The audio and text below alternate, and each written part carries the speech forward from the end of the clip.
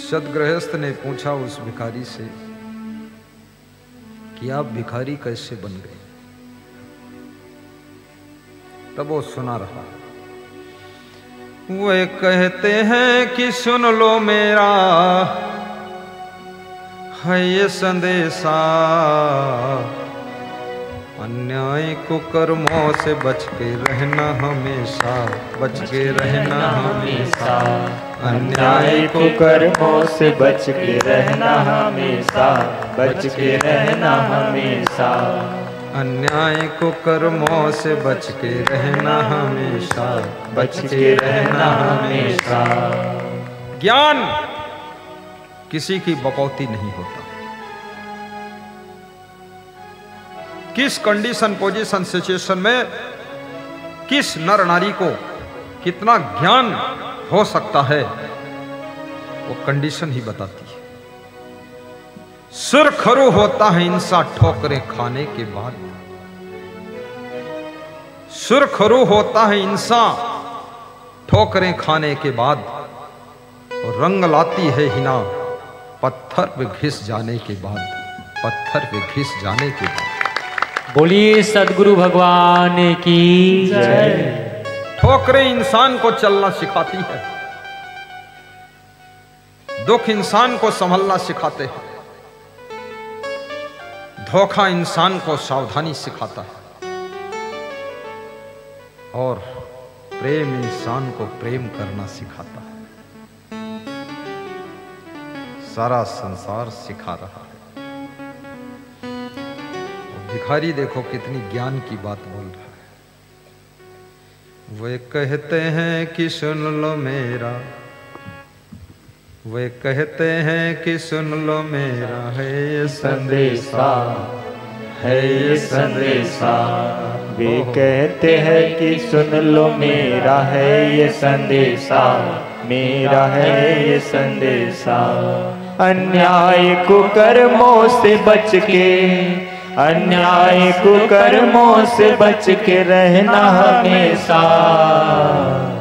वे कहते हैं कि सुन लो मेरा है ये संदेशा, मेरा है ये संदेशा। अन्याय कुकर्मों से बच के रहना हमेशा, बच के रहना हमेशा। अन्याय कुकर्मों से बच के रहना हमेशा, बच के रहना हमेशा। अन्याय कुकर्मों से बच के रहना हमेशा, बच के रहना हमेशा। अन्याय कुकर्मों से बच के रहना हमेशा, बच के रहना हमेशा। अन्यायोपार्जितम द्रव्यम 10 वर्षाणि तिष्ठति, प्राप्ते च एकादशे वर्षे शीघ्रम तो विनश्यति। अन्याय से कमाया हुआ धन अधिक से अधिक 10 वर्ष तक ठहरता है। 11वां वर्ष लगते ही वो धन घर की भी पूंजी लेकर विदा हो जाता है। इसलिए कमाइए पर ध्यान रखिए, कुकर्म से मत कमाइए। रुपया जो कमाते याद रखे वे सभी, अन्याय से कमाया धन फलता न है कभी, फलता न है कभी। अन्याय से कमाया धन फलता न है कभी, फलता न है कभी। अन्याय से कमाया धन फलता न है कभी, फलता न है कभी। प्रिय ध्यान रहे न्याय ही, प्रिय ध्यान रहे न्याय ही, करते हैं प्रभु सदा। जितना लिया है उसी का करना होगा अदा, करना होगा अदा। जितना लिया है उसी का करना होगा अदा, करना होगा अदा। विश्वास के लिए मैं कहानी हूँ सुनाता, धर ध्यान सुनो कर्मों का नतीजा हूँ बताता। नतीजा हूँ बताता। धर ध्यान सुनो कर्मों का, नतीजा हूँ बताता, नतीजा हूँ बताता। धर ध्यान सुनो कर्मों का, नतीजा हूँ बताता, नतीजा हूँ बताता। वो भिखारी से जब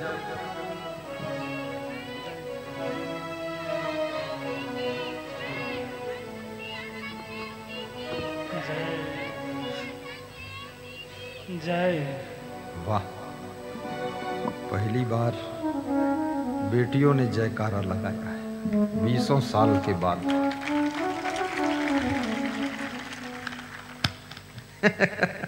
आशीर्वाद, धन्यवाद।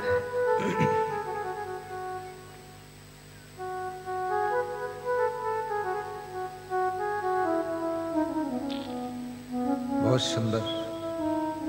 भिखारी अब ये समझा रहा है कि मैं कैसे भिखारी बना, और उसी में कर्म फल भोग आ रहा है। तो भिखारी कहता है, ये उस समय की बात है जब मैं गृहस्थ था, निर्धनता के दुख में ही सदा रहा व्यस्त था, सदा रहा व्यस्त था। निर्धनता के दुख में ही सदा रहा व्यस्त था, सदा रहा व्यस्त था। गृहस्थ आश्रम बहुत जंजालों का आश्रम। रामायण में लिखा है, गृह कारज नाना जंजाल। ये गृहस्थी करना, गृहस्थी चलाना, ये छोटा मोटा काम नहीं, ये बहुत हिम्मत वालों का काम, बहुत मेहनत का काम। गृहस्थी से बहुत लोग डर के भाग गए। इस मैदान में डटे रहना साहस की पहचान है, ये साधारण नहीं। गृह कारजे नाना जंजाला। एक बार गृहस्थी में प्रवेश करने में हर बेटा बेटी डरता है, अपने माँ बाप से कहता मैं शादी नहीं करूंगा। क्यों? अरे बोले इसमें झंझट बहुत। अरे तो मैं झंझट में ना पड़ता तू कहां से आता? अरे बोले तुम पढ़ गए तो हम आ गए, लेकिन हम नहीं पढ़ेंगे, कोई और ना आए। बहुत कठिन है नाना जंजाला। लेकिन कर्मों की व्यवस्था है, जिसके किस्मत में गृहस्थी ही है तो मन भी धीरे धीरे वैसा ही हो जाता है। क्योंकि विरक्त होना, संत होना, इसमें काम तो ज्यादा नहीं है। संत होने में झंझट ज्यादा नहीं है, जंजाल ज्यादा नहीं है, लेकिन इसमें मन का जाल ज्यादा है, इंद्रियों का जाल ज्यादा है। क्योंकि साधु संत को अपनी मन को बस में रखना पड़ता है, और एक दिन मन को बस में तो कोई भी रख सकता है, लेकिन पूरी जिंदगी तो साधु का मन भी शायद कभी कभी डगमगाता है, वो भी ललचाता है कि अरे कहाँ लंगोटा बांध दिया। पहले चड्ढी पहन लेते ठीक था, थोड़े दिन थोड़ा गृहस्थी का भी स्वाद ले लेते, उसके बाद लंगोटा बांधते, दोनों टेस्ट मिल जाते, गृहस्थी भी सधुआई भी। फंस गए यार, क्या करें, तो खुदुर बुदुर बात करते। लेकिन साधु मार्ग में सुख तो है, शांति भी है, परंतु बिना आत्म ज्ञान, बिना विवेक, ये चंचल मन साधु को भी भटका देता है। कितने साधु कमंडल छूट गया और पत्नी की कुंडल ढूंढ रहे हैं। हाँ, बहुत मिले हैं हमको ऐसे। देखत देखत मोरे कितने ठिकाने लग गए। सब पगड़ी गायब, दाढ़ी गायब, खोपड़ी बची गंजी हो गई। हमने कहा क्या हुआ? बोले आपकी कृपा से 3 पुत्र रत्न हुए। मैंने कहा और करूं कृपा? बोले इतने में ही डूब गए हम सब।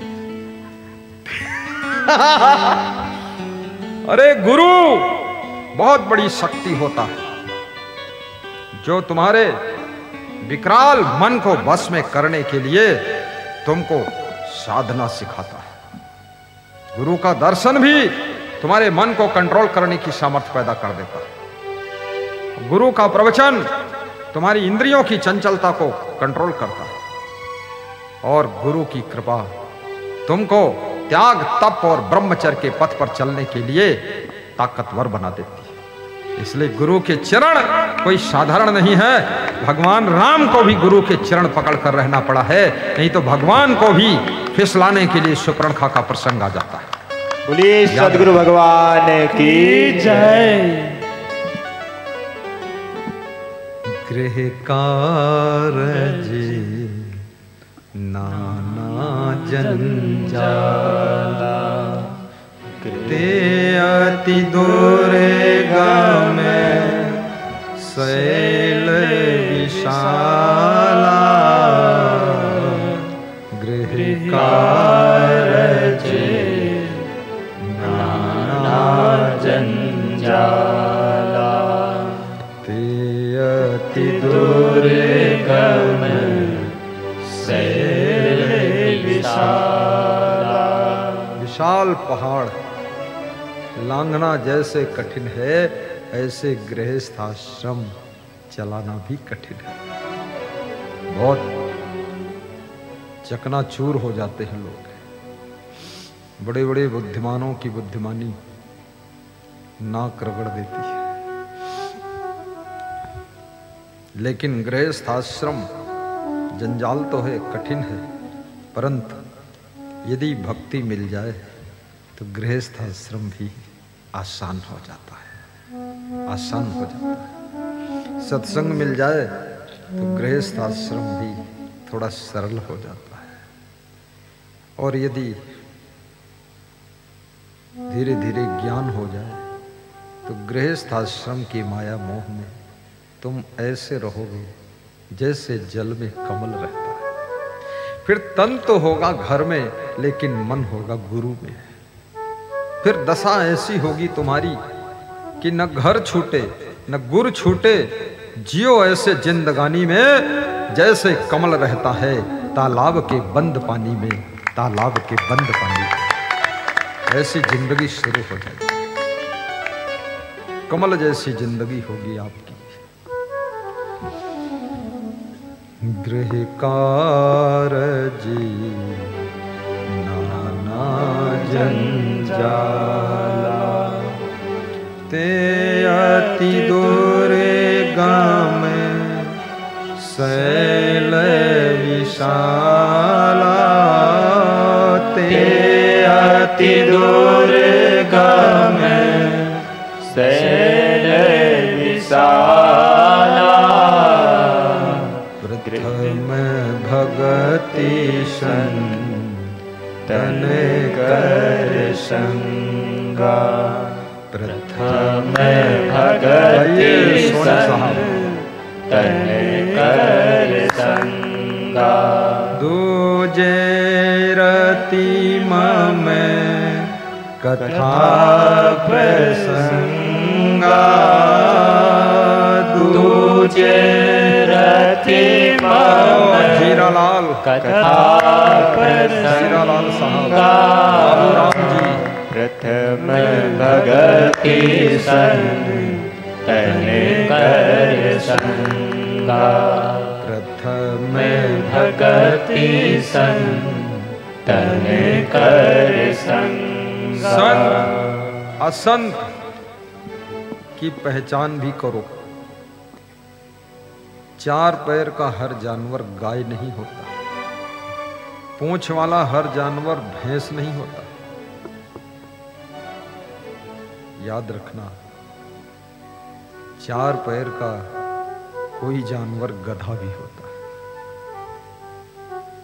चार पैर की गाय भी होती है और चार पैर की गधी भी होती है। अगर पैर से पहचानोगे तो गाय के बजाय गधी के पास दूध दुहने चले जाओगे, और गधी के पास जब पहुंचोगे तो दुलत्ती मारेगी। गधी एक लात नहीं मारती, दोनों साथ में मारती। ये साधु के भेष में सभी साधु नहीं होते, इसमें सेवादु भी होते, उपाधु भी होते। साधु का भेष बना लिया, बोलना भी शुरू कर दिया।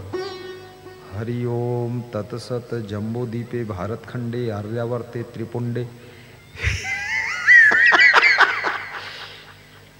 ऐसे नहीं, साधु की पहचान वैराग्य से होती है। वैराग का मतलब जो संसार के भोगों को भोगने से बिल्कुल दूर रहता है,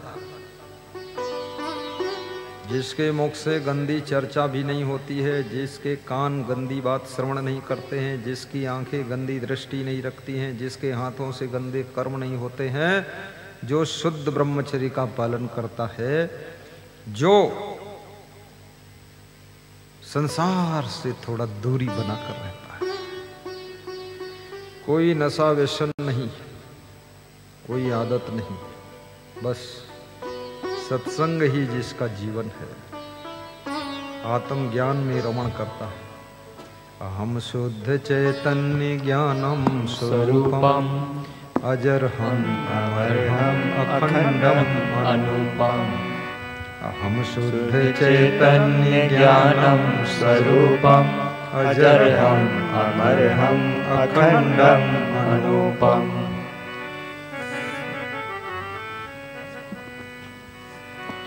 मन भोगों की ओर आकर्षित ना हो, मन निर्मल हो, वो साधु। साधु का काम सब विवेक से होता है, उल्टा पुल्टा काम नहीं करता। तो पागल आदमी उल्टा पुल्टा करे। साधु का हर कदम संसार को सीख देता है। साधु भगवान भी उसके पैर छूते हैं। साधु की डिग्री बहुत बड़ी है। 100 में 80 लोग तो साधु जैसे कपड़ा इसलिए लपेटे हैं कि पेट चल जाए, बस पेट। और पेट भी उनका छोटा मोटा पेट नहीं है, पेट है पूरा इंडिया गेट। दिन भर में 7-7 भंडारा खाते, 10-10 भंडारा, और 20-20 बार लेटरिन जाते, बस।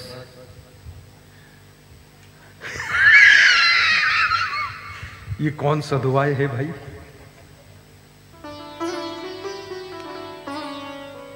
गलत बात है। नहीं, खाने पीने में भी संयम हो। कल मेरे से पूछ रहे थे श्री सुरेश सोनी जी, आपके लिए क्या बनवाऊं? हमने कहा कुछ नहीं। बोले शाम को क्या बनवाऊं? हमने कहा कुछ नहीं। बोले कल क्या बनवाऊं? हमने कहा कुछ नहीं। बोले कुछ तो ले लो। हमने कहा सब कुछ दीना आपने, बाकी बचा न कुछ।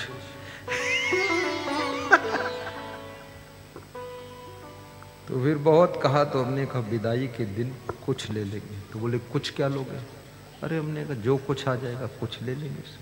बोले कुछ क्या होता है? कुछ नाम लो। तो हमने कहा तुम नाम की लिस्ट दो, उसी में से चुनाव कर दो।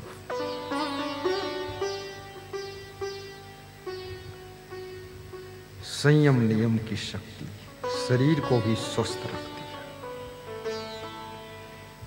आपके पास में 3 चीजें हैं, शरीर है, मन है और आत्मा। शरीर स्वस्थ हो, मन स्वच्छ हो, तो आत्मा शांति से रह सकती है, बेचैन नहीं होगी। शरीर का स्वस्थ रखना भी जरूरी है, क्योंकि एक तंदुरुस्ती 1000 नियामत, एक सेहत 1000 सुख के बराबर है। और स्वस्थ रहने के लिए थोड़ा व्यायाम भी करो, थोड़ा काम भी करो, थोड़ा आराम भी करो, थोड़ा विश्राम भी करो, थोड़ा भोजन भी कम करो, और फिर भी कुछ गड़बड़ हो गया एटमॉस्फेयर की वजह से, थोड़ा दवा भी ले लो। तो बिल्कुल स्वस्थ रहना है तो तुलसी राम की दवा ले लो। ऐसी दवा जो न मोटा होने देगी न पतला होने देगी। अगर मोटे हो तो पतला कर देगी, पतले हो थोड़ा मोटा कर देगी, बैलेंस में ला देगी।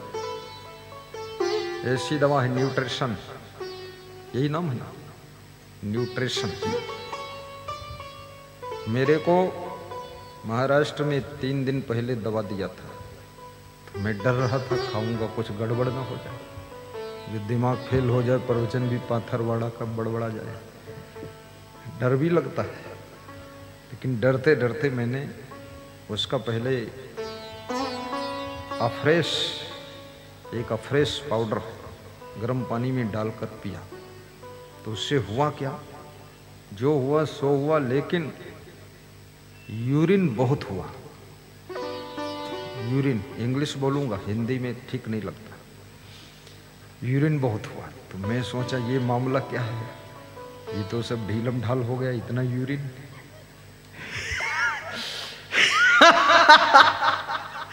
उसके बाद दूसरी लिया मैंने, वो शेक था, उसमें 4 डिब्बा का, 2 चम्मच एक डिब्बा का, दूसरे डिब्बा का 1 चम्मच, तीसरे डिब्बा का आधा चम्मच मिला के हिला के उन्होंने बताया इसको 1 गिलास 5 मिनट में पीना है।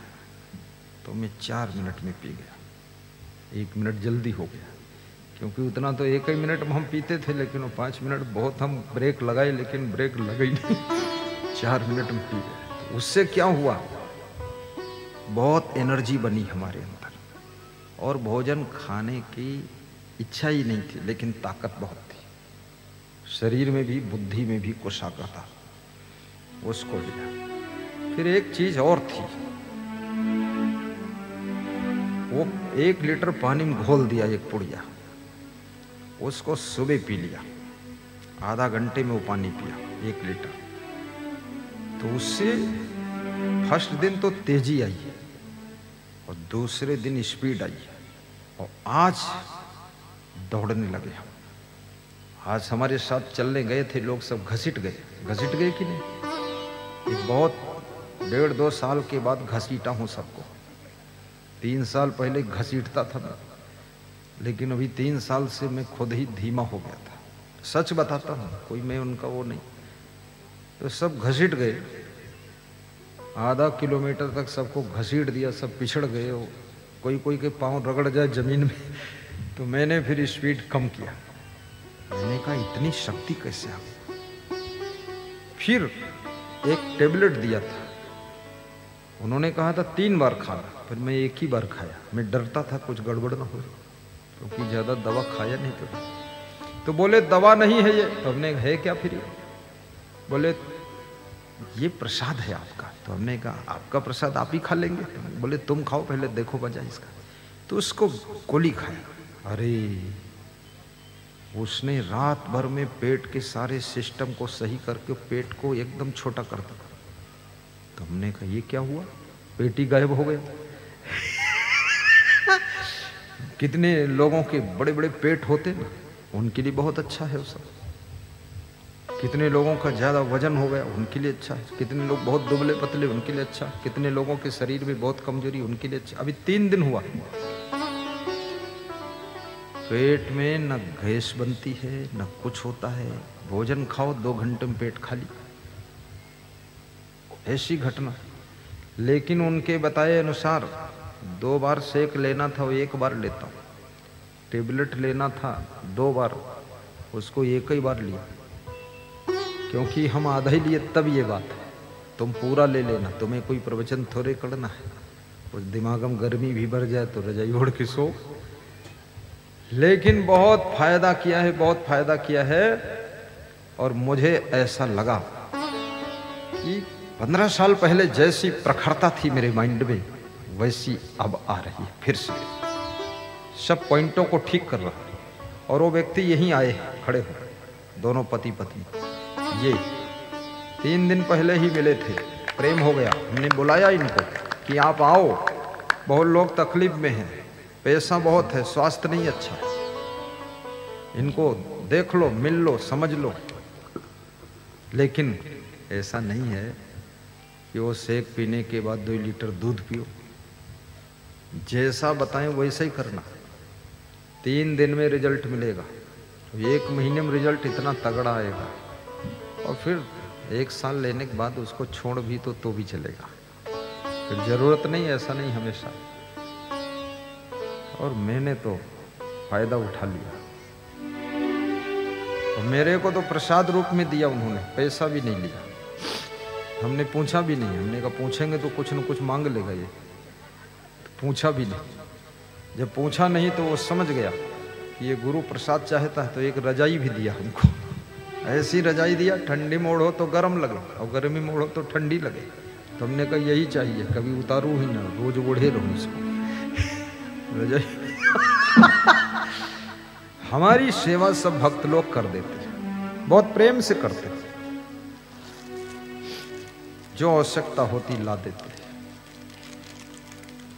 कल एक भक्त हमारे लिए स्लीपर लाया था, 9 नंबर चप्पल, ये पहने। कोई जूता ला देता है, कोई कपड़ा ला देता है, कोई फल ला देता है। देखो फल भी रखे हैं टोकरी में, मीठा भी रखा है। कुछ गुरुजी खाते हैं, कुछ गुरुजी देखते हैं, कुछ गुरुजी छूते हैं, कुछ चेलों को खिलाते हैं, कुछ भक्तों को भी खिलाते हैं। क्योंकि प्रसाद उसी का नाम है जिसको बहुत लोग वितरण करके खाएं वो प्रसाद है, और जो अकेले खा लिया जाए वो प्रसाद नहीं है, वो तो फिर भोजन बन गया। प्रसाद नहीं, अकेले नहीं खाने का, देना है। ये शिष्यों को भी खिला देता, ये बहुत खुश रहते क्योंकि ये बहुत प्रेम से खाते हैं। और मैं आपसे भी कहूंगा, कोई चीज हो घर में थोड़ा मिल बांट कर खाना, लालच कभी न करना। तो आइए, जिस प्रसंग को लेकर हम चल रहे थे उसको आगे बढ़ा देते हैं। समय तो सरकता जा रहा है, लेकिन कोशिश करते हैं कि ये पूरा हो जाए। ये उस समय की बात है, आहा बाबा, ये उस समय की बात है जब मैं गृहस्थ था, जब मैं गृहस्थ था। तो भिखारी बता रहा है, अरे उस समय की बात है जब मैं गृहस्थ था, निर्धनता के दुख में ही सदा रहा व्यस्त था, सदा रहा व्यस्त था। निर्धनता के दुख में ही सदा रहा व्यस्त था, सदा रहा व्यस्त था। गृहस्थी एक जंजाल है, लेकिन गृहस्थी में अगर निर्धनता हो, गरीबी हो, तो डबल दुख है। निर्धनता स्वयं में एक असमंजस है, गरीबी स्वयं में एक कष्ट है। और गरीबी आ गई, उस गरीबी को हटाना कोई आसान नहीं। जिसके घर में दरिद्र आ गया, आसानी से हटने वाला भी नहीं। दरिद्र को हटाने के लिए 2 साधन हैं। उद्योग नास्ति दारिद्र्यम जपतो नास्ति पातकम, मौने चाकलहो नास्ति जागरतो नास्ति भयम। कहें कबीर कुछ उद्यम कीजिए, आप खाए और को दीजिए। निष्कर्मी की निंदा कीजिए, कर्म करे वाही चित दीजिए। कहें कबीर कुछ उद्यम कीजिए, आप खाए और को दीजिए। निष्कर्मी की निंदा कीजिए, कर्म करे वाही चित दीजिए। कबीर साहब कहते हैं, जो आलसी है उसकी निंदा करो, जो कर्म कर रहा है उससे प्रेम करो। आलसियों की वाह वाह मत करना और उद्यम करिए। उद्योग नास्ति दारिद्र्यम। जैन मुनि तरुण सागर महाराज ने बहुत सुंदर बात कही थी, खाली ना बैठ, कुछ काम किया कर। खाली ना बैठ, कुछ काम किया कर। तो सामने वाले ने कहा काम नहीं है तो तरुण सागर महाराज ने कहा पाजामा फाड़ कर फिर से सिया कर। पाजामा फाड़ कर फिर से सिया कर, खाली न बैठ कुछ काम किया कर। तरुण सागर क्रांतिकारी संत था, तुम्हारा पाजामा फाड़ देगा ताकि खाली न बैठो फिर से सिलो। कहने का मतलब ये नहीं पाजामा फाड़ो, उनके कहने का अर्थ है कुछ कर्म करो।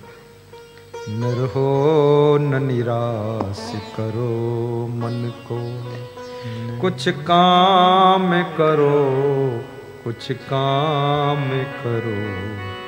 नर हो न निराश करो मन को, नर हो न बहुत सुंदर।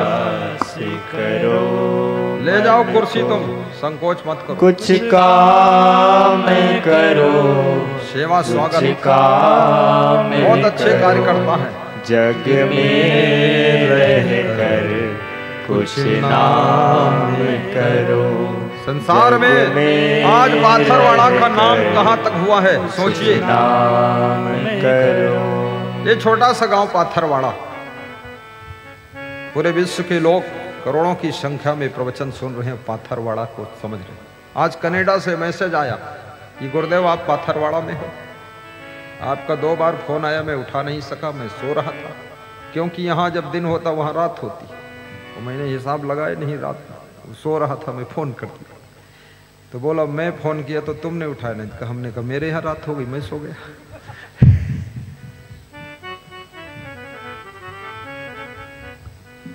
कनाडा में भी लोग प्रवचन सुन रहे हैं, अमेरिका में सुन रहे हैं, पाथरवाड़ा पढ़ रहे। धन्य है पाथरवाड़ा के लोग। स्वार्थ के लिए तो सारा संसार जिंदगी जीता है, पशु पक्षी भी पेट पालने के लिए जिंदगी जीते हैं, मेहनत करते हैं रात दिन।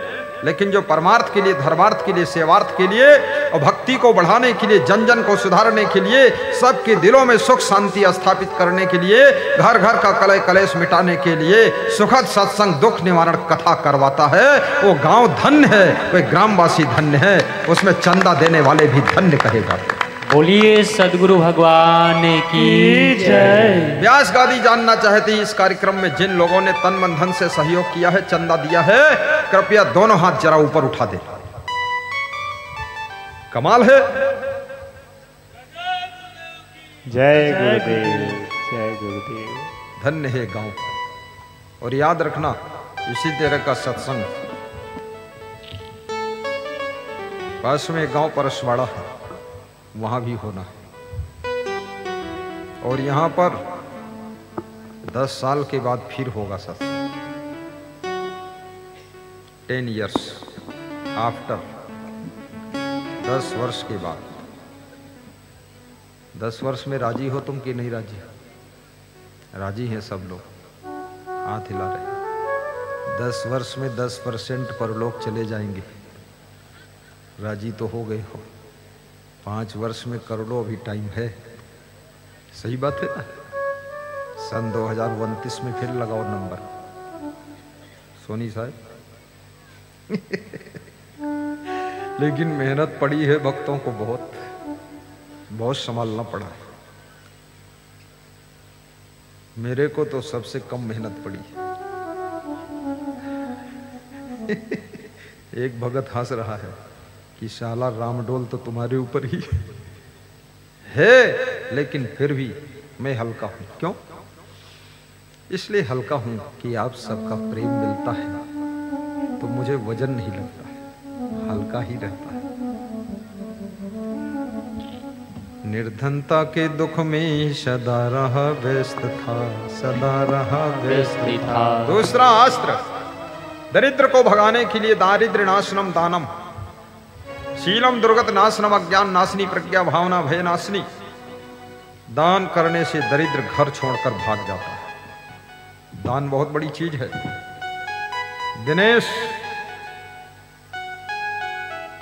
मस्कोले जी नित्य दान करते हो, डब्बा लाए, यहां रखा है डब्बा, दे दो जल्दी हाथ से डब्बा। ये कौन है पीछे जो बैठा है?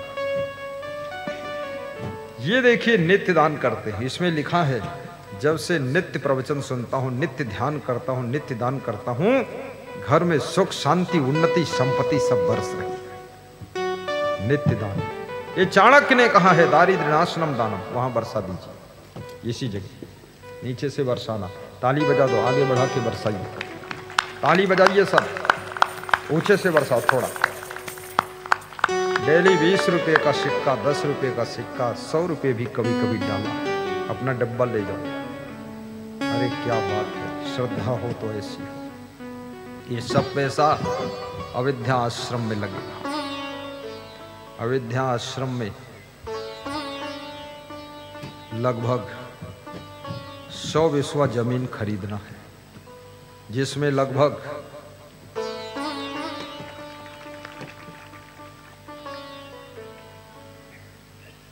धन्य हो 67 बिस्वा जमीन खरीदी जा चुकी है। 1,57,00,000 की जमीन खरीदी जा चुकी है, ट्रस्ट में आ गई। और जिसकी जमीन थी वो प्रवचन सुनता था। जब मेरा फोटो देखा, अरे ट्रस्ट के अध्यक्ष गुरुदेव, बोले इनका तो प्रवचन सुनता। तो उसने क्या किया, उसने कहा अब सस्ता हो जाएगा मामला, मेरा गुरु आ गया। बोले इनको तो ढूंढ रहे थे, मिले। तो जो जमीन 2.5 करोड़ की थी वो 1,57,00,000 में दे दिया सब भाइयों ने। बोले तन मन धन आपका है, आप आओ यहां बसो तो सही। बोले गुरुदेव आपके प्रवचन से तो हम जिंदा हैं, नहीं तो भाई भाई में मर्डर हो जाता। इतना बेईमानी हुई हमारे साथ, सब गम खा लिया, सह लिया। 6 मकान थे, 5 मकान भाई ने ले लिया, 1 मकान हमको मिला, लेकिन हंसता रहा। और आपकी कृपा से प्रवचन के माध्यम से इतना बदलाव आया कि गम खा लिया, और जिसका परिणाम ये हुआ आज हमारे पास में कम से कम 20 दुकान है, जिसमें से इतनी आमदनी हो रही है कि बस पूर्ण सुखी हो। भाई भी मेरा भाई ही है, दुश्मन नहीं है। आपका सत्संग सुनाया है तो भाई भी कहता मेरी जमीन भी गुरुजी को दे दो, वो भी तैयार है। तो भाई ने भी 3.5 बीघा दिया, लेकिन सबका पेमेंट नगद हो गया। और अयोध्या में ऐसा आश्रम बनेगा, कैसा आश्रम बनेगा, जैसा आश्रम बनेगा वैसा आश्रम बनेगा, लेकिन बनेगा देखने योग्य बनेगा, रहने योग्य बनेगा, सराहने योग्य बनेगा, सोने योग्य बनेगा, प्रवचन सुनने योग्य बनेगा, और तुम्हारे भोजन भंडारा के योग्य बनेगा। एक ही आश्रम में सब व्यवस्था आपकी होगी। इसलिए मैं कहता हूं ये बूंद बूंद से घड़ा भरता है। ये जो नित्य दान आ रहा ये भी उसी में लगेगा। जो मेरे काउंटर पर दान करते हो यहां तुम, वो भी उसी में लगेगा। जो कार्यालय में दान देते हो वो भी उसी में लगेगा। क्योंकि अभी और थोड़ा खरीदना है, क्योंकि पूरे विश्व से लोग तुम्हारे गुरु के आश्रम में आएंगे, विश्व से। और राम मंदिर भारत देश का नहीं, विश्व का सबसे बड़ा टूरिस्ट सेंटर और सबसे बड़ा उपासना का मंदिर है, दर्शन के योग्य है, जहां 3 लाख भक्त डेली दर्शन करके बाहर आते हैं। श्री राम, जय जय श्री राम। साधारण नहीं है राम मंदिर, जहां अंग्रेज भी दर्शन के लिए आ रहे, मुसलमान भी दर्शन के लिए आ रहे, हिंदू आ रहे, सिख आ रहे। मैंने अपनी आंखों से वहां देखा, सबकी भीड़ लाइन लगी हुई। अफसर भी आ रहे, नेता आ रहे, मुख्यमंत्री आ रहे, सब आ रहे, लेकिन कौन नहीं आ रहे? जो रावण की ब्लड से है वो नहीं। तो भगवान को भी गाली देते हैं।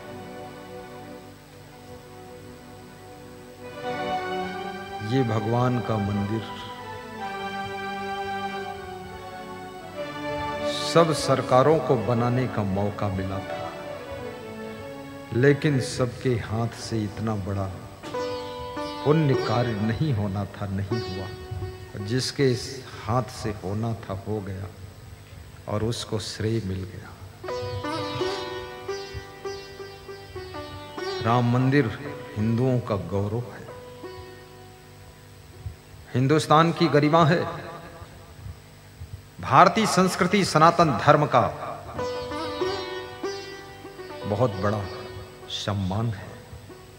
ये राम मंदिर नहीं है, आपके सम्मान का मंदिर है, आपके गौरव का मंदिर है, हिंदू संस्कृति का मंदिर है। जय जय श्री राम। क्यों नहीं बोलते हो जय जय श्री राम? है करते, जोर से बोलो जय जय श्री राम। जय जय श्री राम। जय रघुबीर कहत सब कोई। जय रघुबीर आइए दीनदयाल। कहते सब कोई। चलत विमान कोलाहल होई। चलत विमान कोलाहल होई। जय रघुबीर कहते सब कोई। जय रघुबीर कहते सब कोई। राम नरमसी कौन दंड लागा। राम कबीर कहते हैं राम में रमण नहीं करते हो कौन दंड लगा है। जय श्री राम नहीं बोलते कौन पाप लगा है। क्यों नहीं बोलते जय श्री राम? कबीर कहते हैं राम न रमसी कौन दंड लागा। मरी जय बई का करीबे अभागा। मरी जय बई का करीबे अभागा। राम न रमसी कौन दंड लागा। राम न रमसी कौन दंड लागा। मर जैबे का करीबे अभागा। मर जैबे का करीबे अभागा। जय श्री राम। जय श्री राम। जय जय श्री राम। बहुत सुंदर, बहुत सुंदर। ये बहुत आनंद आ गया। भगवा कलर की कुर्सियां हैं। भगवा भगवान का कलर। ये भी कुर्सी फैक्ट्री के मालिक ने कलर चॉइस किया। फैक्ट्री में कुर्सी लेने संत गए, बोले कलर हम चॉइस करेंगे तभी कुर्सी देंगे। फोन आया मेरे पास, फैक्ट्री मालिक विशाल अग्रवाल, विशाल अग्रवाल लखनऊ, बोल रहा है कुर्सी कलर मैं चॉइस करूंगा। मैंने कहा चॉइस कर लेने दो। चॉइस किया। जब चॉइस कर लिया, उसकी मनपसंद कलर भगवा कलर था, तो खुश हो गया कि मेरी पसंद का कलर लिया है। तो उसने 100 कुर्सी भी दान दिया। 100 कुर्सी, और हर कुर्सी पर 200 रुपये कम कर दिया, हर कुर्सी पर, और 100 कुर्सी अलग से दिया। फिर संतों ने कहा आप गुरु का दर्शन कर लो। तो दर्शन करने आया तो 30,000 दक्षिणा संतों को दिया। जय जय श्री राम। फिर जय मेरे से जय बोला श्री राम। मेरी फैक्ट्री चलो, तो वहां गया तो 50,000 दक्षिणा और दिया। तो हमने कहा ऐसा अगर कलर कोई चॉइस करे तो रोज चॉइस करवा दूंगा। विशाल अग्रवाल। और ये कुर्सियां, मेरी बहुत बड़ी कल्पना थी कि श्रोताओं को कुर्सी पर बिठाऊं। बहुत दिनों से इच्छा थी, वो इच्छा 2 वर्ष से पूर्ण हो गई। लेकिन ये मेरी कुर्सियां नहीं है, आपकी कुर्सियां। ये कुर्सियां सैकड़ों भक्तों ने दान दिया। लंदन में रहने वाले राम स्वरूप मीणा जी, शांतिबाई मीणा, जिन्होंने याद है 100 कुर्सी दान दिया, 50,000 भेजा था। किसी ने 11 कुर्सी, किसी ने 20 कुर्सी, किसी ने 6 कुर्सी, किसी ने 2 कुर्सी, किसी ने 100 कुर्सी। ऐसे कुर्सियां हुई। लेकिन आज मैंने देखा 500 कुर्सी कम पड़ी है। अब फिर सोचना पड़ेगा, कुर्सियां और लेना है। तुमको चेयरमैन बना दूंगा, आराम से बैठो। क्योंकि नीचे बैठे बैठे थकान भी ज़्यादा आती है और कपड़े भी थोड़ा गंदे हो जाते हैं। सब रौंदते रहते नीचे, सब बिछावन को। और जूते चप्पल भी बहुत खोते थे पहले। अब सब कुर्सियों बैठते हैं, चटाई पर अपना जूता भी पास में रखते हैं, टेंशन नहीं रहती। नहीं तो लोग प्रवचन यहाँ सुनते थे, जूता पीछे छूट गया तो उसी टेंशन में रहते थे। 1 मिनट गुरु को याद करते थे, 2 मिनट जूता याद करते थे। सोचते थे ज्ञान तो मिलेगा लेकिन जूता दोबारा नहीं मिलेगा, कोई और ले जाएगा। अब वो भी चिंता थोड़ा खत्म हो गई। बहुत अच्छा हुआ। और इतने लोगों में हर प्रोग्राम में करीब करीब 20-30 हज़ार के तो जूते चप्पल लोगों के बच जाते हैं, वो भी फायदा। और किसी कमर दर्द, घुटना दर्द, उसको आराम से बैठने का मौका मिलता, वो भी फायदा। और कपड़े गंदे नहीं होते, वो भी फायदा। और VIP सत्संग व्यवस्था हो गई, वो भी अपनी मूल्य बढ़ा। और सबको अच्छा लगता है, हमको तो बहुत अच्छा लगता है। और मैं तो बहुत दिन से सोचता था, वो हो गया। पर और कुर्सियां लेना है, लेंगे। कब लेंगे? जब तुम दान दोगे तब लेंगे। दान दे देना आप लोग। एक कुर्सी की कीमत बस 300 रुपये, ज्यादा नहीं। तुम्हारे बैठने के लिए लेना है तो तुमको ही दान देना है। मेरे लिए तो है ये कई कुर्सी काफी, लेकिन तुम्हारी संख्या बहुत बढ़ती है। अब मुझे तो लगता है धीरे धीरे संख्या बढ़ेगी। मैं चाहता हूं बढ़ जाए। मैं तो ये चाहता हूं पूरा रेला मेला सत्संग का होना चाहिए, पूरा भक्ति में संसार हो जाए और कुछ नहीं चाहिए। सबके घर घर सुख आ जाए। एक भक्त ने लिखा है, ग्राम में संत का आना भाग्य, संत का हमारे घर आना अहोभाग्य, और संत को याद करना सौभाग्य, और संत हमें याद करे ये परम भाग्य, और खुद को खुद संत हो जाना ये महाभाग्य। इतना सब होते हुए भी हम नहीं सुधरे तो ये हमारा दुर्भाग्य, ये हमारा दुर्भाग्य। लिखने वाला हरिराम देशमुख चिकमारा। कौन है भाई हरिराम देशमुख? बड़ी जोरदार बात लिखा है, बहुत बुद्धिमान आदमी। धन्य हो हरिराम जी, जहां हो वहीं रहो, ठीक है। आज नेपाल देश के डिस्ट्रिक्ट बांके ग्राम गुरुआ गांव जानकी वार्ड नंबर शुभ विवाह और बहुभोज कार्यक्रम में आमंत्रित किया है।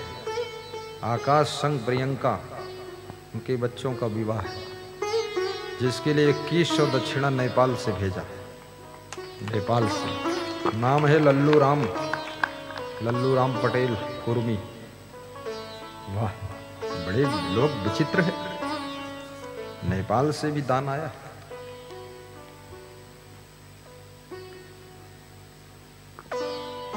श्री विमल कुमार तिलाशी सरपंच साहब, श्री गोपाल जी, अचानकपुर में प्रोग्राम था, उनका प्रोग्राम अचानक ही हमने कैंसिल किया। खड़े हो, अचानकपुर अचानक कैंसिल हुआ तो उनके पोस्टर बचे तो यहाँ काट के सब चिपका दिया। कमाल है। अब उन्होंने देखा मेरा पोस्टर भी काट डाला, भाई क्या हुआ, मेरे गुरु फोटो काट कूट के यहाँ लगा दिया। ये बहुत बड़ा भक्त हमारा है, एक बार प्रोग्राम कर चुका हूँ। अचानकपुर गांव से आए, बालाघाट के रहने वाले, प्रोग्राम इनको मिला था लेकिन हमने कैंसिल किया क्योंकि हमें अयोध्या जाना था। तुम्हारे यहाँ फिर आऊँगा जरूर, ठीक है गोपाल जी, चिंता मत करना, तैयारी रखो तुम, ठीक। मुस्कुरा दो थोड़ा, साहिब बन, आशीर्वाद है, कोई संकोच नहीं। साहिब बंदगी बोलो सब लोग, साहिब बंदगी, साहिब बंदगी, साहिब बंदगी, साहिब बंदगी।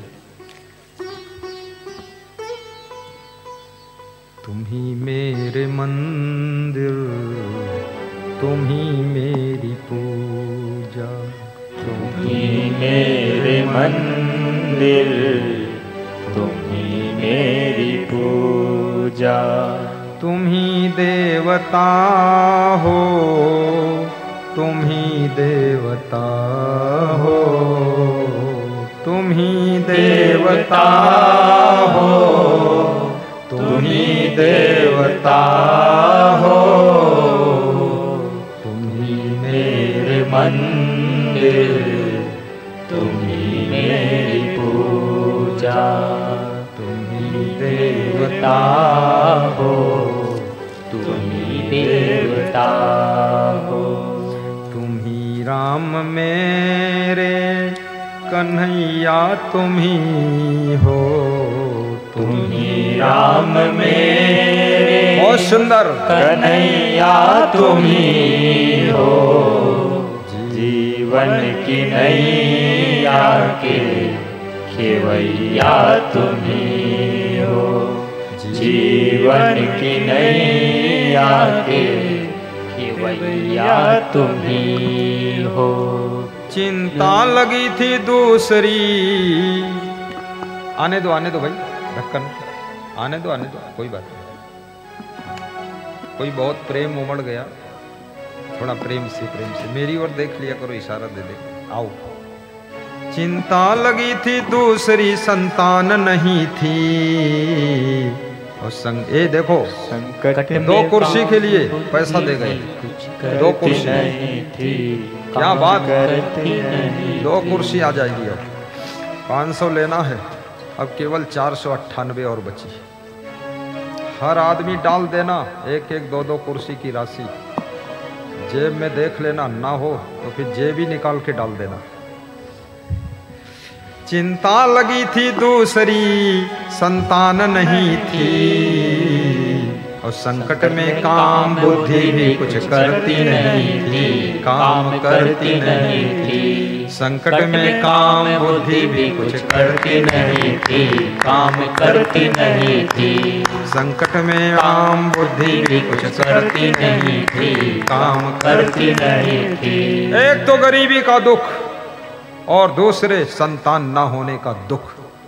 गृहस्थ गरीबी का दुख सह सकता है, लेकिन संतान ना होने का दुख गृहस्थ को रुला देता है, क्योंकि भविष्य अंधकार में है, वंश समाप्त है, कोई संतान नहीं। वो भिखारी कहता है, हे भक्तराज, एक तो गरीबी बहुत थी मेरी गृहस्थी में, और दूसरे संतान नहीं थी। राजा दशरथ एक बार दर्पण देख रहे थे, शीश मुकुट लगा रहे थे, दर्पण देखकर रोने लगे। उनके मंत्री सुमंत ने पूछा, राजन आप क्यों रोए?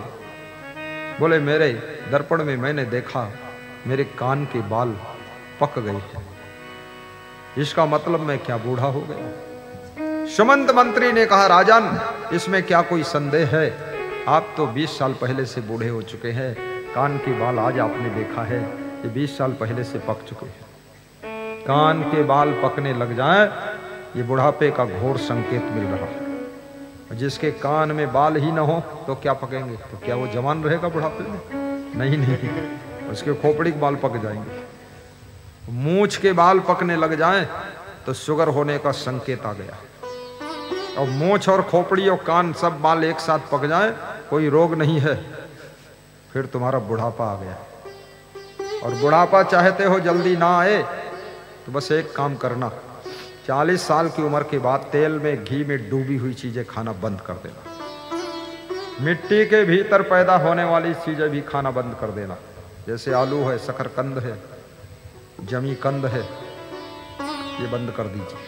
घुइयां है और तेल में डूबी जैसे पकौड़ी है, पूड़ी है, कचौड़ी है, ये बंद।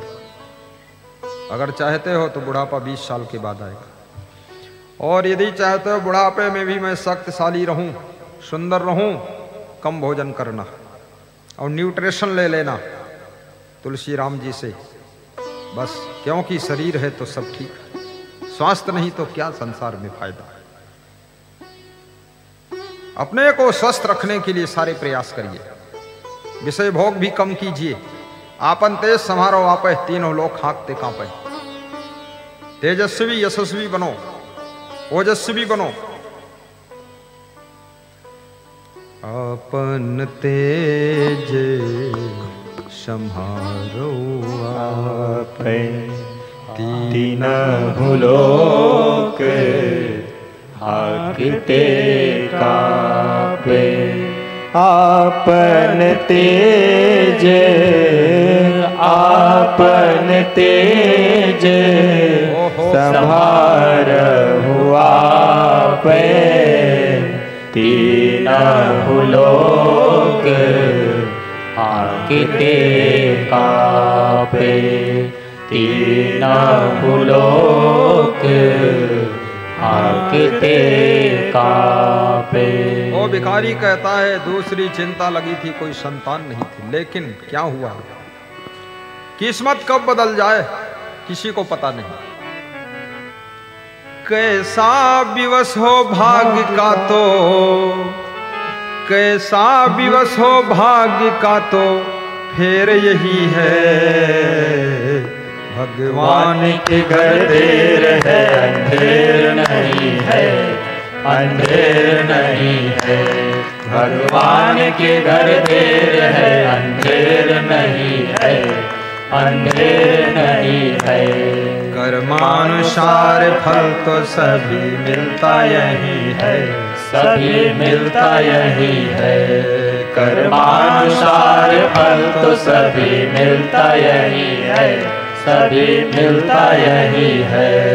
कर्मानुसार फल तो सभी मिलता यही है, सभी मिलता यही है। कथा भी 3 घंटे और करूं तब पूरी होगी, लेकिन 15 मिनट में पूरी कर देता हूं, शॉर्टकट। क्यों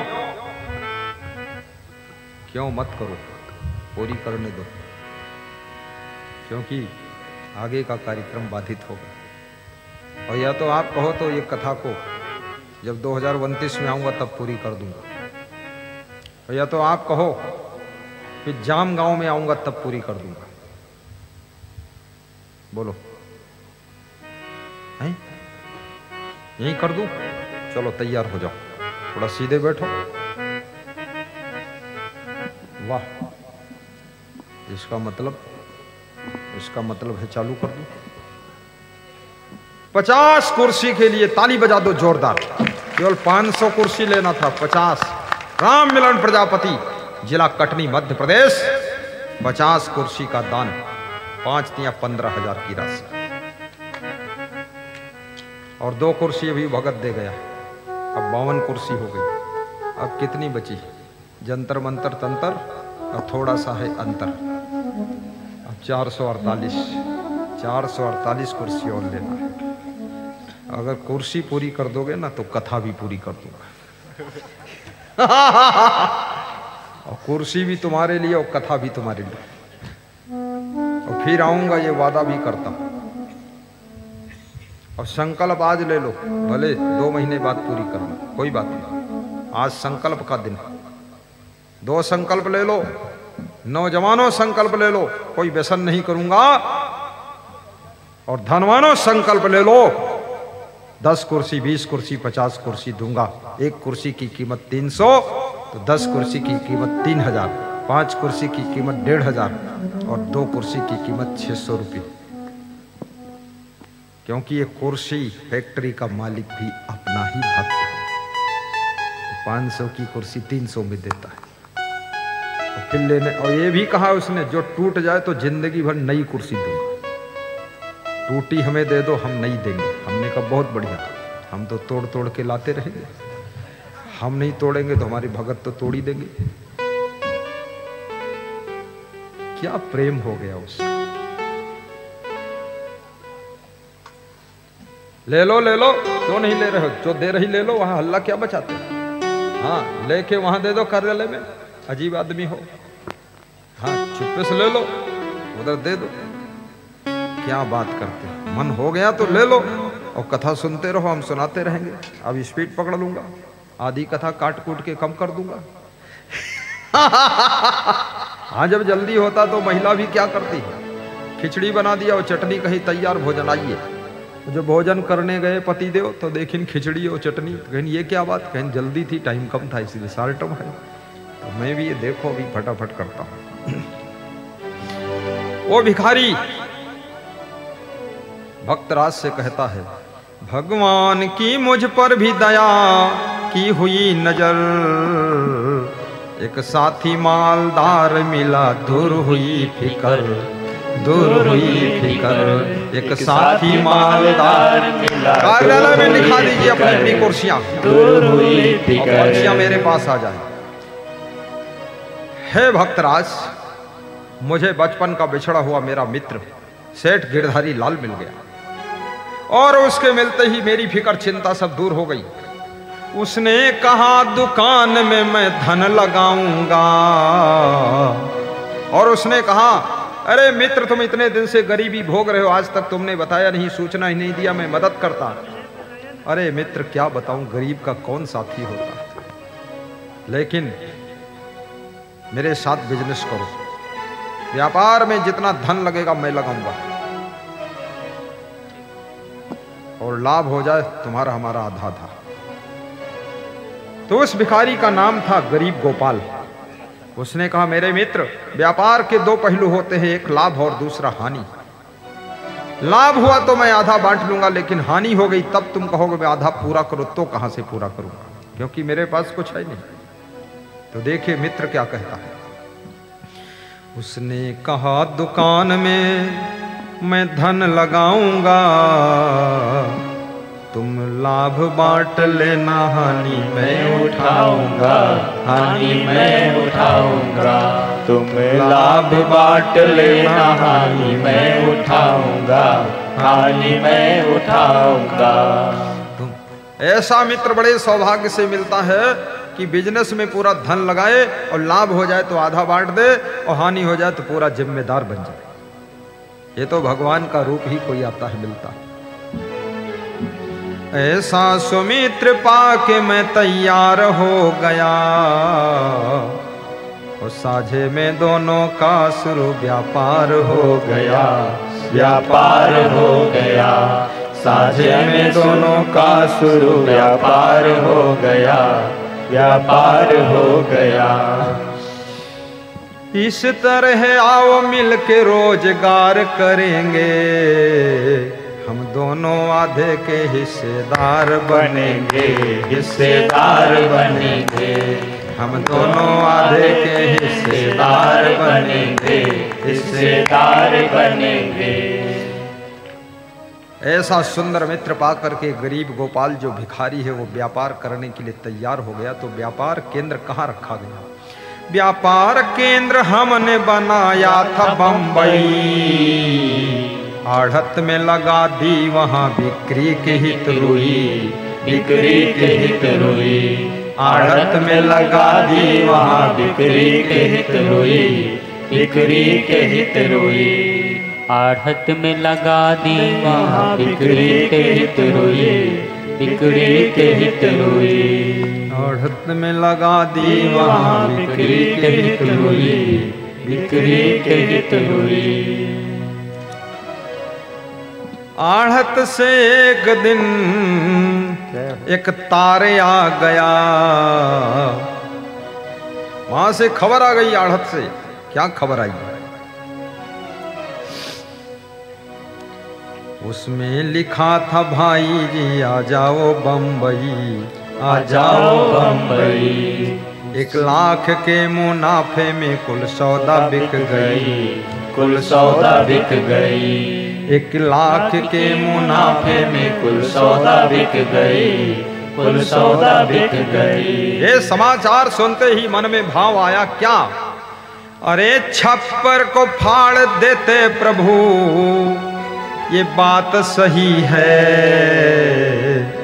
भगवान के घर देर है, अंधेर नहीं है, अंधेर नहीं है। कर्मानुसार फल तो सभी मिलता यही है, सभी मिलता यही है। छप्पर को फाड़ देते प्रभु, बात सही है, प्रभु बात सही है। एक किसान खेत में जुताई कर रहा था।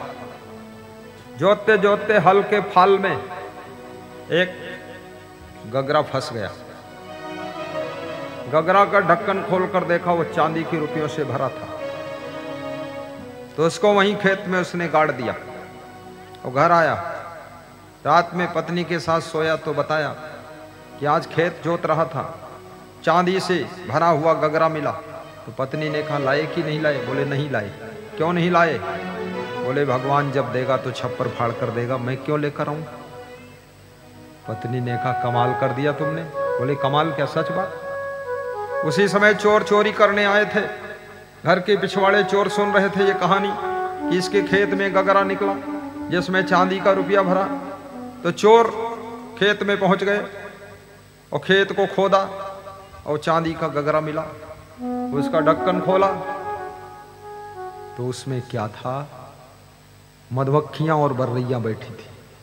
उनके मुंह को नोच डाला, मुंह फूल गए सब। उनको बड़ी गुस्सा आई चोरों को कि ये तो अच्छी चांदी मिली, मधुमक्खियों बर्रैयों ने नोच डाला। गुस्सा आ गई, गगरा को बंद किया, लेकर आए तो उसमें तो 150 बर्रैया थी, मधुमक्खी थी 100-200। वो तो उड़ गई, नोच लिया। और वो जहां छप्पर के नीचे गरीब सोया था पलंग डाल करके, वहीं पर छप्पर को फाड़ा, ऊपर से वो गगरा ऊंधा किया। उन्होंने सोचा मैं मधुमक्खी और बर्रैया इसके ऊपर गिरा दूं, काटें खूब इसको। और उसके ऊपर चांदी का रुपया गिरने लगा। तो उसने अपनी पत्नी से कहा उठ उठ, देख भगवान जब देता है तो छप्पर फाड़ कर देता है। जय जय जय। तभी से ये कहावत है, जय। वाह बाबा रक्षपाल। ये भी सिंगरौली मध्य प्रदेश का बाबा। ये बहुत आज पहली बार जय बोला है, 2 साल रहा हमारे पास। इस गांव में बाटी बनाकर खाता था। इसको लोग कहने लगे बाटी वाले बाबा। बहुत अच्छा आदमी। छप्पर को फाड़ देते प्रभु, बात सही है। भगवान के घर देर है, अंधेर नहीं है, अंधेर नहीं है। भगवान के घर देर है, अंधेर नहीं है, अंधेर नहीं है। बॉम्बे से खबर आ गई कि 1 लाख के मुनाफे में आपकी रुई बिक गई। दोनों मित्र सलाह करके एक साथ बॉम्बे पहुंचते हैं। आड़त में 1 लाख रुपए प्रॉफिट ले लेते हैं।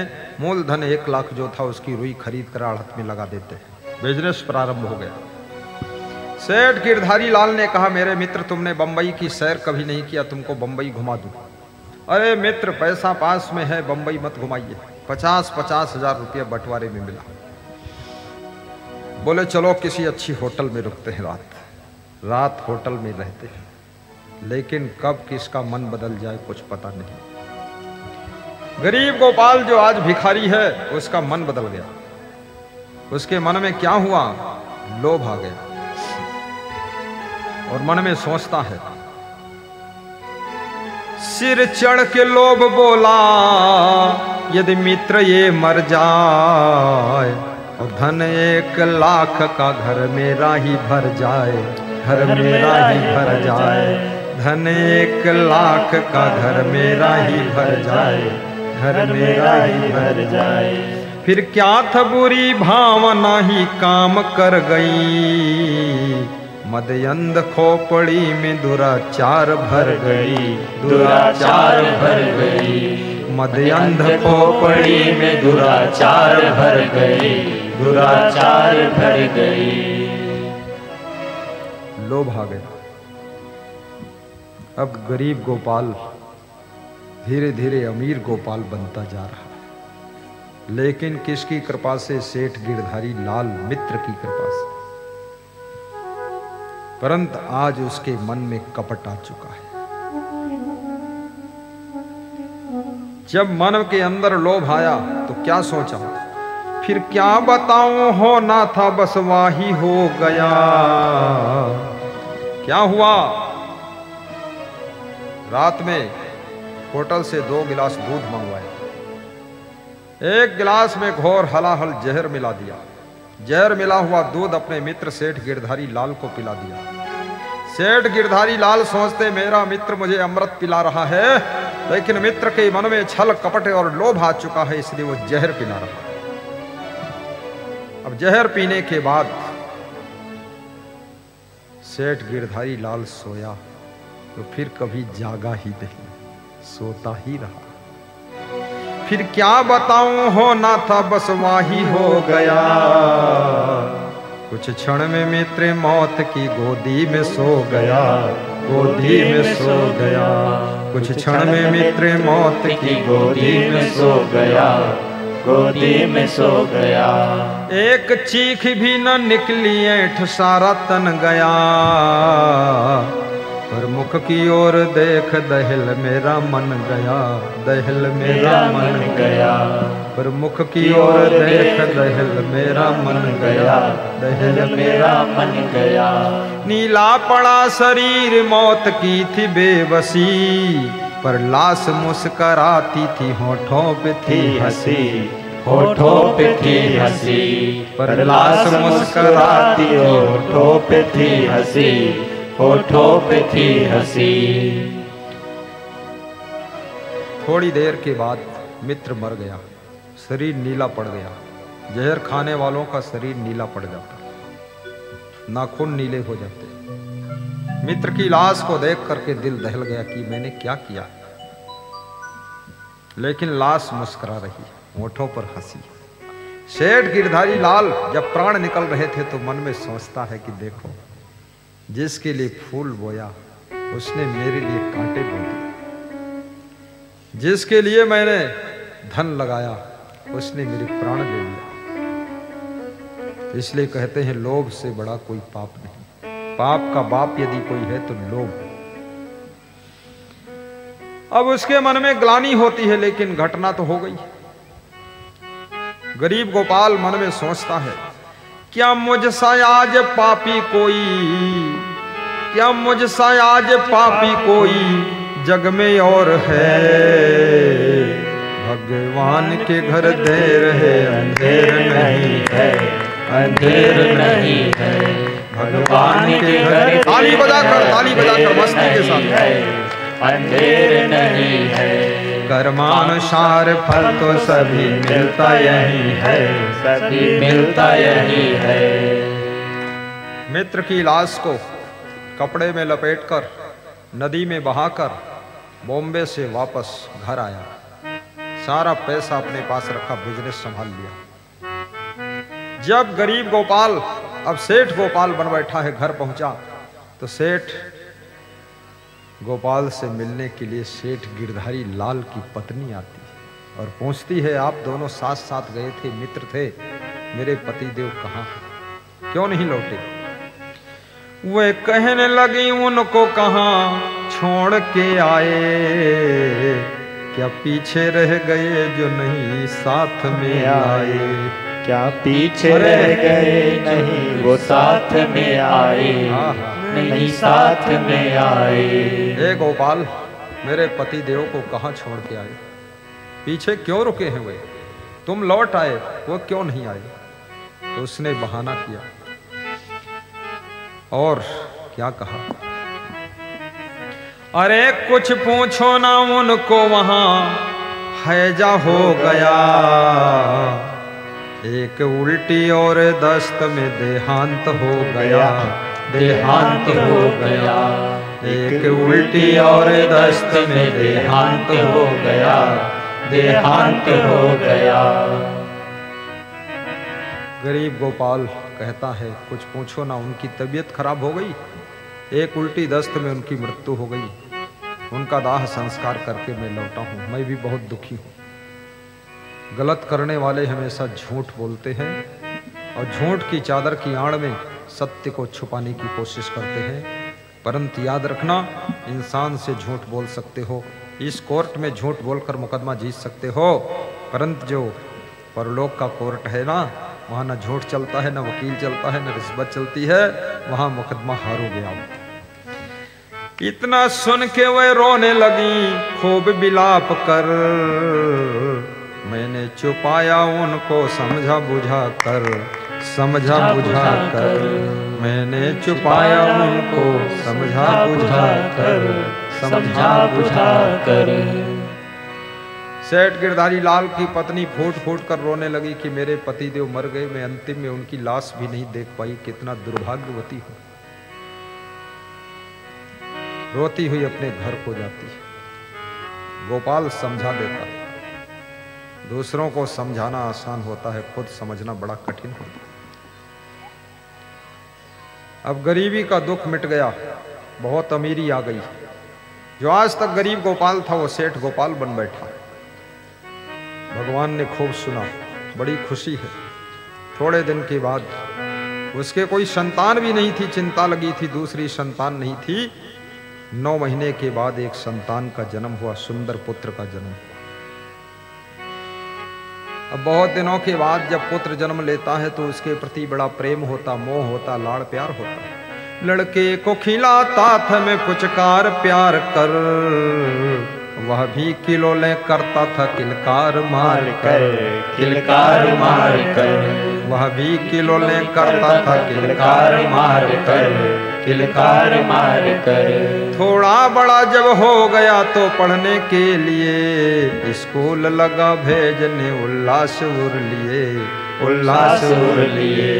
थोड़ा बड़ा जब हो गया तो पढ़ने के लिए स्कूल लगा भेजने उल्लास उर लिए। लेकिन याद रखना, पापों की बेल फूलती और फलती नहीं है, भगवान के घर देर है अंधेर नहीं है, अंधेर नहीं है। भगवान के घर देर है अंधेर नहीं है, अंधेर नहीं है। कर्मानुसार फल तो सभी मिलता यही है, सभी मिलता यही है। एक दिन रात में बच्चा सोया और सवेरे उसको बुखार आ गया। बच्चे के चेहरे पर सुस्ती उदासी देख करके गोपाल ने पूछा, बेटा क्या हुआ? देखा सुबह तो 106 पर बुखार था, और दिल में मेरे ना दुख का कुछ पारावार था, कुछ पारावार था। दिल में मेरे ना दुख का कुछ पारावार था, कुछ पारावार था। बेटा इंडिया की पढ़ाई पूरी करके इंग्लैंड पढ़ने गया, वहां से छुट्टी लेकर के आया माता पिता को मिलने के लिए। शाम को अच्छा था, सुबह बीमार हुआ, 106 डिग्री बुखार डॉक्टरों ने नाप कर बताया। 500 रुपये फीस दिया कि बेटे को अच्छा कर दो डॉक्टर साहब। डॉक्टरों ने कहा ठीक हो जाएगा, चिंता मत करो। डॉक्टरों ने इलाज किया, लेकिन हुआ क्या? डॉक्टरों ने कहा इसको इंग्लैंड की जलवायु सूट कर चुकी है, इसका इलाज इंग्लैंड में होगा, इंडिया में अब ठीक नहीं होगा, बीमारी बहुत बड़ी है। बहुत सारा पैसा इकट्ठा करके इंग्लैंड जाकर बेटे का 1 साल तक इलाज कराया। 1 साल तक पानी की तरह पैसा बहाया, 1 साल तक पानी की तरह पैसा बहा दिया बेटे को अच्छा करने के लिए। निर्धन बनाया और रो रो के स्वास्थ्य अपना गवाया। पूरा धन बीमारी में खर्च हो गया और बच्चे के इलाज में खुद बीमार हो गए, क्योंकि कोई भर्ती हो अस्पताल में तो जो उसके सेवा में रहते ना वो ज्यादा ही परेशान हो जाते। इसलिए आशीर्वाद है अस्पताल जाना ना पड़े तो अच्छा। वही तो यमपुरी है, और कहाँ यमपुरी। 1 साल तक पानी की तरह पैसा बहाया, निर्धन बनाया और रो रो के स्वास्थ्य अपना गवाया। लेकिन इंग्लैंड के डॉक्टरों ने क्या कहा? आखिर में डॉक्टरों ने वहां भी दिया जवाब, ये रोगी बचेगा नहीं किसी तरह से जनाब। अगर पैसा हो पास तो ले जाओ घर, 2-4 दिनों में अवश्य जाएगा ये मर, जाएगा ये मर। 2-4 दिनों में अवश्य जाएगा ये मर, जाएगा ये मर। यदि आपके पास पैसा हो गोपाल, इसको इंडिया ले जाओ अपने घर, बचने वाला नहीं है। इसके बचने की अब कोई उम्मीद नहीं है। भगवान के घर देर है, अंधेर नहीं है, अंधेर नहीं है। भगवान के घर देर है, अंधेर नहीं है, अंधेर नहीं है। कर्मानुसार फल तो सभी मिलता यही है, सभी मिलता यही है। इंग्लैंड से बच्चे को इंडिया लाए, अपने घर पर बेडरूम में लिटाया। बच्चे के मरने से 2 घंटे पहले खाट के पास, बेड के पास पहुंचकर हाथ पकड़कर पूछा, बेटा कैसी तबीयत है? बेटा आंखें बंद किए, बोल नहीं रहा, हालत गंभीर है।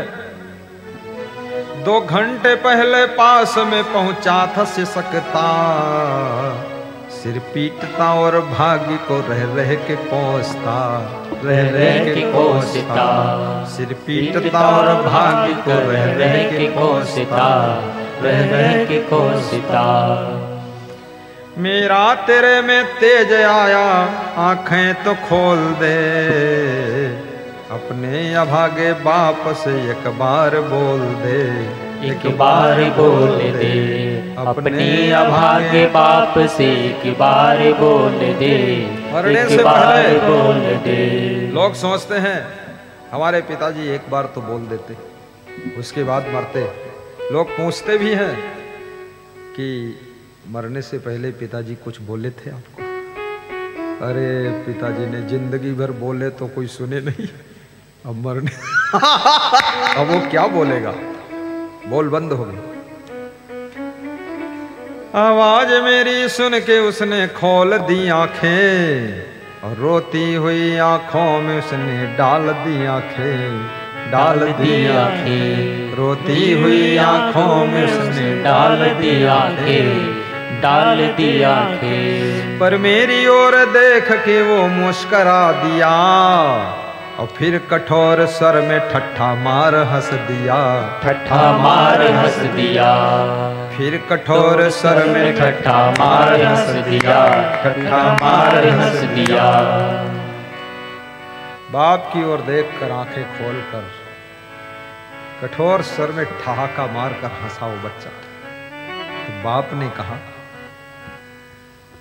कि तू मरने जा रहा है और ठहाका मारकर हंस रहा है, और मैं जिंदा हूं तेरे मोह में रो रहा हूं, तो ये हंसी क्यों आई तेरे को? तो लड़के ने जवाब दिया, लड़के को हंसता देख दिल में मैं गया झिझक, आश्चर्य हुआ मुझको ठगा सा गया ठिठक। रोते हुए भी मैंने उससे इस तरह कहा, बेटा क्यों हंसी आई मुझे अचरज हो रहा। फिर देखो मेरी ओर जरा, पिताजी मुझे क्यों हंसी आई मैं बता देता हूं आपको, आप मेरी ओर आंख मिलाकर देखिए। फिर देखो मेरी ओर जरा आंख मिलाकर, मैं मित्र हूँ मारा था जिसे जहर पिलाकर, जिसे जहर पिलाकर। मैं मित्र हूँ मारा था जिसे जहर पिलाकर, जिसे जहर पिलाकर। ए पिता, मोह में तू भूला है, मैं वही तेरा मित्र सेठ गिरधारी लाल हूं जिसको बंबई की होटल में आपने दूध में जहर मिलाकर पिलाकर मारा था, और तू मेरा मित्र गोपाल था। तू तो सेठ बन गया और मुझे मौत के घाट उतार दिया था। मैं मरने के बाद तेरे कर्मों का कर्ज अदा करने के लिए तेरे घर में बेटा बनकर मैं पैदा हुआ था। बहुत सा पैसा मेरी पढ़ाई में तूने इंडिया से इंग्लैंड तक लगाया, जो शेष बचा वो मेरी दवाई में लगा दिया। अब 500 रुपये और बचे हैं, सब अदा करूंगा एक एक पैसा, ऐसे जाने वाला नहीं हूं। फिर देखो मेरी ओर जरा आंख मिलाकर, मैं मित्र हूँ मारा था जिसे जहर पिलाकर, जिसे जहर पिलाकर। आया था पुत्र बन के कर्ज अपना चुकाने, सब ले चुका हूँ शेष रहे 500 पाने, 500 पाने। सब ले चुका हूँ शेष रहे 500 पाने, 500। किसी का उधार लिया है दे देना, नहीं तो फिर अदा करने के लिए तुम्हारे घर में बेटा बनकर आएगा, पोता बनकर आएगा, सारा निचोड़ कर अदा करेगा, खोपड़ी गंजी हो जाएगी, ये समझ लेना। और 500 रुपये कहाँ खर्च करना पिताजी बता देता हूँ। वो विक्रिया कर्म में मेरे ही लगाना, लो राम राम लो राम राम, अब तो पिता होता हूँ रवाना, लो राम राम लो राम राम, अब तो पिता होता हूँ रवाना। बस इतना कह के उसने अपने छोड़ दिए प्राण, और मैंने भी उसकी बात में कुछ कुछ दिया था ध्यान, कुछ कुछ दिया था ध्यान। मैंने भी उसकी बात में कुछ कुछ दिया था ध्यान, कुछ कुछ दिया था ध्यान। गहरी नजर से देखा तो पड़ा है दिखाई, और लड़के की ही सूरत में साथी की समाई, साथी की समाई। लड़के की ही सूरत में साथी की समाई, साथी की समाई। जब गहरी नजर से देखा तो मित्र की शक्ल लड़के की शक्ल में दिखाई दी। ये तो मित्र मरकर आ गया, मेरे घर में पुत्र बन गया। रो धो के मैंने दाह कर्म उसका कर दिया, घर लौटा नहीं बन का मार्ग ले ही फिर लिया, ले ही फिर लिया। घर लौटा नहीं बन का मार्ग ले ही फिर लिया, ले ही फिर लिया। मानो न मानो बात मैंने सच ही कही है, मानो न मानो बात मैंने सच ही कही है। भगवान के घर देर है अंधेर नहीं है, अंधेर नहीं है। कर्मानुसार फल तो सभी मिलता यही है, सभी मिलता यही है। कर्मानुसार फल तो सभी मिलता यही है, सभी मिलता यही है। ये सुन के कहानी भी आंख खुलती नहीं है, ये सुन के कहानी भी आंख खुलती नहीं है। और संतों ने जो कह दिया सो बात सही है, सो बात सही है। संतों ने जो कह दिया सो बात सही है, सो बात सही है। भगवान के घर देर है अंधेर नहीं है, अंधेर नहीं है। कर्मानुसार फल तो सभी मिलता यही है, सभी मिलता यही है। कर्मानुसार फल तो सभी मिलता यही है, सभी मिलता यही है। कर्मानुसार फल तो सभी मिलता यही है, सभी मिलता यही है। बोलिए सद्गुरु भगवान की जय, संत भगवान की जय।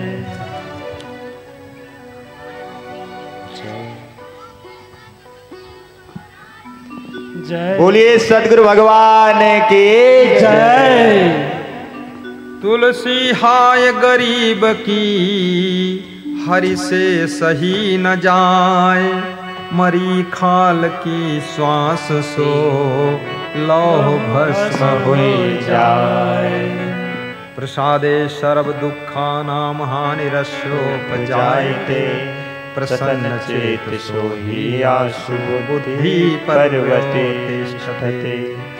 जितात्मना प्रशान्तस्य परमात्मा समाहिता, शीतोष्ण सुख दुखेषु तथा मानापमानयोः।